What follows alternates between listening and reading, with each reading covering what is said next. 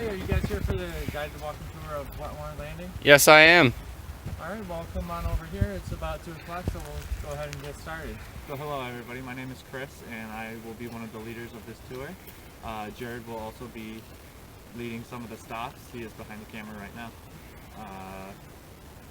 So Wetmore Landing was actually here as like part of a logging operation where they would bring the logs down to the beach and they would load them onto boats and take them out to wherever they needed to deliver them.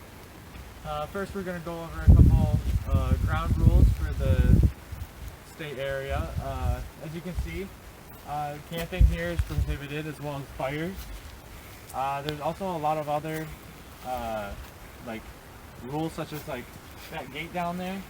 It was put there so no motor vehicles could go down there. We'll be wearing masks throughout this tour, and I have some hand sanitizer and extra masks for anybody who needs it. Just let me know. I've got a first aid kit in my backpack, so we'll be all set for that. Now, I did say that there's no camping here, but if you look over here, there's actually a registration board that gives you information on where you can register a cabin that's rustic.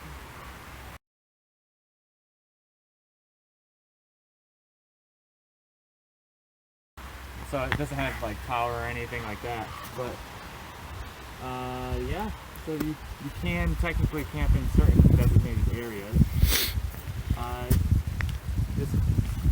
There are spots for your trash, so whatever you bring in you must take out. There's no alcohol and no glass containers.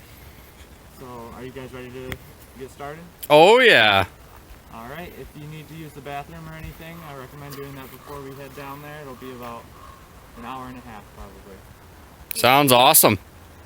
The weather today is not exceptional, so if you guys need to grab anything out of your car, like an extra layer or two, or even a snack and water, I recommend doing so before we start because we'll be out there for quite a while.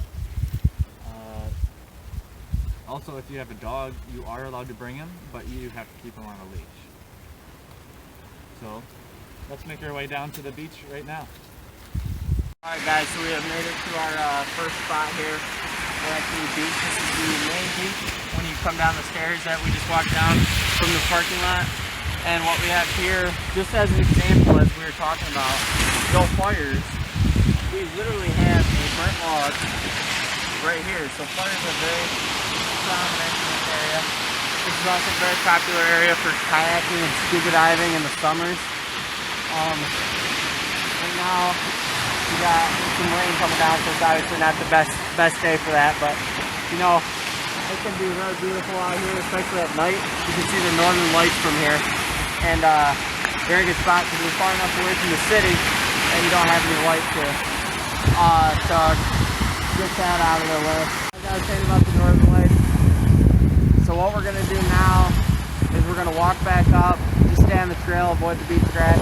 We're going to walk to Chris's location over here, and we're going to be talking about some more recreational activities that you can do out here. So won't you come along with me? To your left over there, you'll see the beach that we were just on, that Jared led us through, where you can build sandcastles and all the other stuff that he was talking about.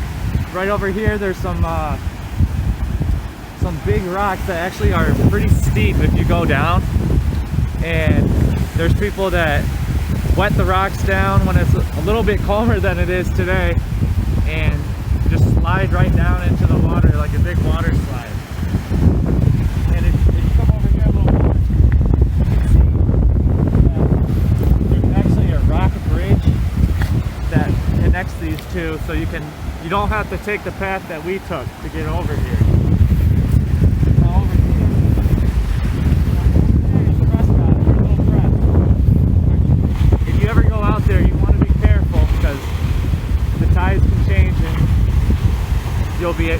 You'll not be a happy camper. Here, watch out, it's a little slippery. There's a couple of rock islands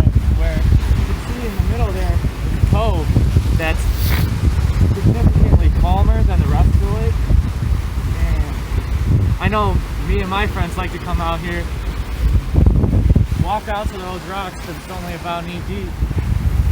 And you can jump off the top or that little ledge down there, or you can just sit in the little cove there. It's actually pretty deep, and you won't be bothered by all these waves like over there, and it's a really cool sight. Over here is another beach where people bring their dogs and let them run around and throw frisbees. It's a great spot to go swimming and just recreate all around.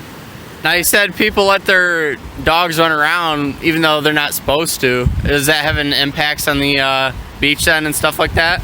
Because I know they're supposed to be on leashes. They are supposed to be on leashes, and there are quite a few things that go on around here that impact the environment in negative ways, such as if you look over here, there's litter from other people who have recreated over here. So the dogs can go and wreak havoc on some of the other stuff, but you just have to be a responsible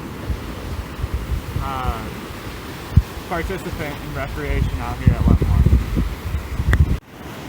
But this spot has a lot to offer, but it's not really the best spot for climbers. However, Wetmore does have a spot where people who enjoy rock climbing and bouldering can participate, and that will actually be our next stop. Well, we finally made it to Rum Runner. Where I'm standing right now is where bootleggers used to bring in rum from Canada and all other places into the UP. This cove, they would drive their boats down into where it gets calm. They would unload. But now, it's not used to that. It's used to recreate. People come out here to climb and boulder and swim and slackline and cliff jump. Has anybody ever been cliff jumping like at Black Rock? I have. Well, here, it's a little bit higher. And you kind of go right into the current. But it's a really cool spot that if Black Rock, especially right now when, well, not right now, but in the summer when it was super busy, all this COVID stuff is going on, you don't want to be next to a bunch of people, come out here and jump off the tip of this if you feel comfortable doing so. I also mentioned that people slackline here. I've seen people string it across the water to where they can walk and jump across the slackline, and if they fall, they just go right into the water. And then there's also 7 different climbing spots here. I say climbing, but what I really mean is bouldering. The difference is bouldering, you don't really use a rope or anything. You just have, you walk about like 10 feet and you have like a mat below you. But there's, like I said, 7 different courses here. They range from easy to difficult and all in between. It's a very beautiful spot, but a lot of people do come down here more than the rest of the area. Right where I stand, these steps is from the Prohibition era. They would come down here and pick up the bootleg liquor and bring it all the way back up to Wetmore and into the city. So you want to be very careful if you come out here. It's very slippery, and up top, on the top of the rocks, it gets very windy and also very slippery.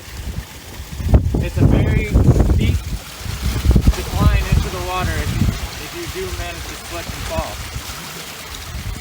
But not only is there rocks out here, there's also streams and other collection ponds where you can find all kinds of little organisms, like frogs and larvae and all kinds of stuff that you might be interested in. Well, does anybody feel like they would want to come out here on their own time and go cliff jumping? I do. That's great. It's a great spot. Now, there's another spot that's also pretty cool.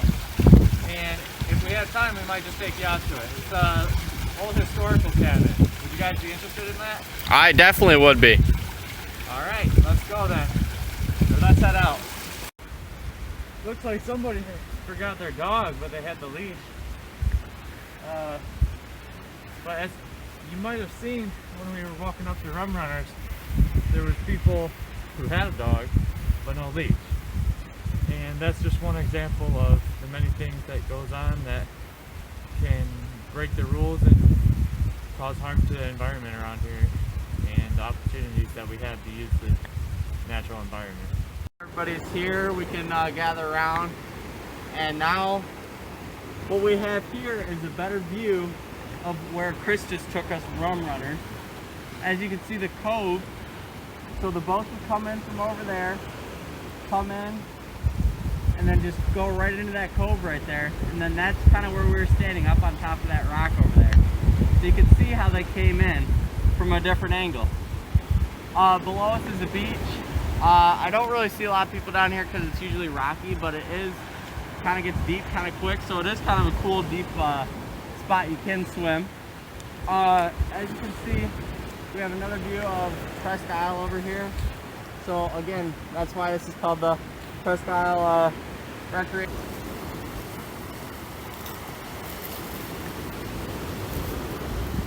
Here, Jared, I can take that from you. Oh, perfect. Thank you. Kind sir. Alright guys, so we're at this abandoned old cabin here. Supposedly this was used during the Prohibition era, but we don't know. Not much is known about it. But today it is used for recreation. As we can see here, we have a nice log burn. They've been using this for fire pits. This gets a lot of fires. We got scrap metal, that's probably not here. We got spray paint on here. And then if you follow me over here, we got an old can. Maybe drink that, but that's old. We'll bring that out with us, get it out of here. But so far, not much is known about this, but it is cool. It's still a spot that they use regularly for recreation, and nowadays it's kind of like a historical spot that you saw on the on the sign. Over here we have the North Country Trail. You can see it marked by the blue on the trees, and that's just to indicate where the trail is leading. We've actually been walking on that for much of this time. But yeah, this is our final stop actually. So thank you guys for coming out. Hopefully you learned about the impacts of recreation on this area, and we'll see you hopefully out here. Thanks. I have a question. Oh, what's your question? What's that? Is that barrel for something out there? It could be for, maybe they use it as a burn barrel, or it could be for cooking potentially. Then maybe they cooked in it, but they did have this shown for a place. It's probably not. But really, a lot is not known about this area. Nobody just cleaned it up, so nobody really knows. Okay, thank you. Is there any more questions? Do you know when this was taken down? I don't know really much about it. We couldn't find anything about it. There is like trail, like we had the bridge that we crossed over that you guys saw. That's still up that they let people use, but otherwise they've taken out most of the stone. This cabin's really just been wiped out. I don't know if it's been by people who started the fire or maybe and burned it down or what, but yep. Thank you. Yep, thanks for coming.